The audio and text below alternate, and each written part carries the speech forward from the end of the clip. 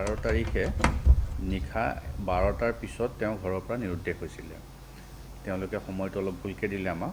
তাৰপিছত আহি পেলাই হাইৱেতে এখন দোকান আছিলে, দোকানত তেওঁ মানে ফোন এটা কৰিব বিচাৰে আৰু তাৰপিছৰ পৰা তেওঁ নিৰুদ্দেশ হয়। তাৰপিছত আমি তদন্তত গম পালোঁ যে ছোৱালীজনী গুৱাহাটীলৈ যায় আৰু আমি আজি এটা অভিযান চলাই গুৱাহাটীৰ পৰা দুজন ব্যক্তি ধৰি আনিছোঁ। আৰু এজন হ'ল তাৰে পৰ্টাৰ হয় ISBT আৰু এগৰাকী হ'ল চকীদাৰ। তেওঁলোকৰ লগতো ছোৱালীজনী আছিলে।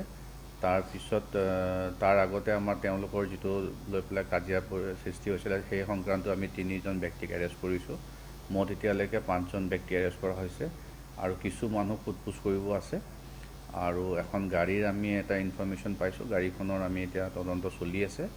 যিখন গাড়ীত হয়তো তেওঁক আনি পেলাই তাত পলাই দিয়া বা তাত হত্যা কৰা আমাৰ এটা সন্দেহ আছে। বাকীখিনি আপোনালোকক মই যেতিয়া গোটেই ইনভেষ্টিগেশ্যনটো কমপ্লিট হ'ব আপোনালোক ডিটেইলছ জনাই দিম। নাই, অকলেই গৈছে। যিখিনি আমি ট্ৰেক কৰি পালোঁ অকলেই গৈছে। তাৰমানে ঘৰৰ পৰা ডেছপাৰেট হৈ ওলাই গৈছে। আৰু যিজনী প্ৰথম যাক পাইছিলে দোকানী, তেওঁৰ নাম হ'ল নেশ্যনেল হাইৱেৰ লগতে তেওঁৰ দোকান আছে।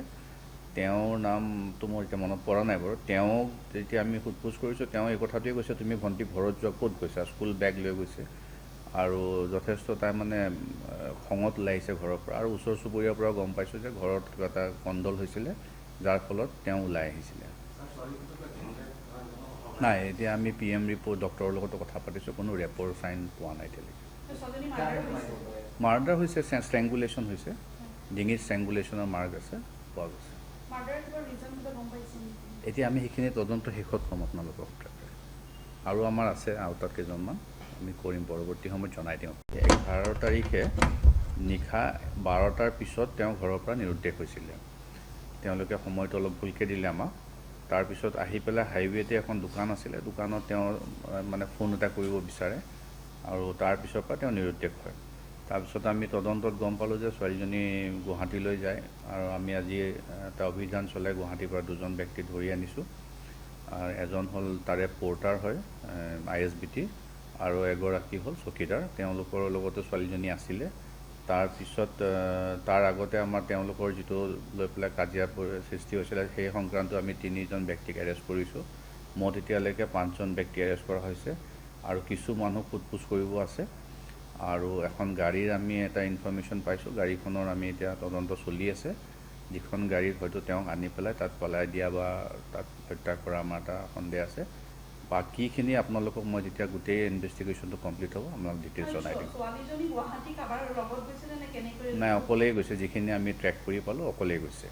তাৰমানে ঘৰৰ পৰা ডেছপাৰেট হৈ ওলাই গৈছে। আৰু যিজনী প্ৰথম যাক পাইছিলে দোকানী, তেওঁৰ নাম হ'ল নেশ্যনেল হাইৱেৰ লগতে তেওঁৰ দোকান আছে। তেওঁৰ নামটো মোৰ এতিয়া মনত পৰা নাই বাৰু। তেওঁক যেতিয়া আমি সোধপোছ কৰিছোঁ তেওঁ এই কথাটোৱে কৈছে, তুমি ভণ্টি ঘৰত যোৱা ক'ত গৈছা? স্কুল বেগ লৈ গৈছে আৰু যথেষ্ট তাৰমানে খঙত ওলাইছে ঘৰৰ পৰা। আৰু ওচৰ চুবুৰীয়াৰ পৰা গম পাইছোঁ যে ঘৰত কিবা এটা কণ্ডল হৈছিলে, যাৰ ফলত তেওঁ ওলাই আহিছিলে। নাই, এতিয়া আমি PM ৰিপৰ্ট ডক্টৰৰ লগতো কথা পাতিছোঁ, কোনো ৰেপৰ চাইন পোৱা নাই এতিয়ালৈকে। মাৰ্ডাৰ হৈছে, ষ্ট্ৰেংগুলেশ্যন হৈছে, ডিঙিত ষ্ট্ৰেংগুলেশ্যনৰ মাৰ্ক আছে, পোৱা গৈছে। এতিয়া আমি সেইখিনি তদন্ত শেষত ক'ম আপোনালোকক। আৰু আমাৰ আছে আউটাৰ কেইজনমান, আমি কৰিম, পৰৱৰ্তী সময়ত জনাই দিওঁ। যিকোনো খবৰৰ বাবে যোগাযোগ কৰক 7099017330 লগতে 7099017110 নম্বৰত।